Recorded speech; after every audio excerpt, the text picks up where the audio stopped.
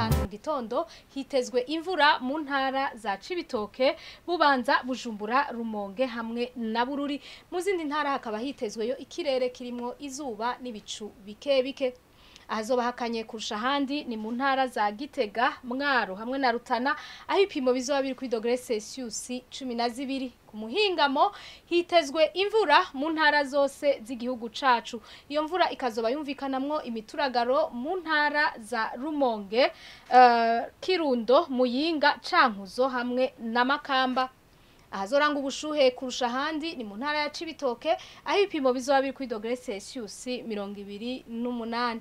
Ejo mu gitondo izuba rizoseruka igihe cy'isaha 12 rirenge igihe cy'isaha 11:59 zo ku mugoroba. Amakuru atekanye ikirere agarukiye ngaha mu yateguwe n'ikigo ca Ijebu kijejwe ivy'ibirere, nayo Nadia Ndayizenje yabashikirije. Mwakoze kuyakurikira.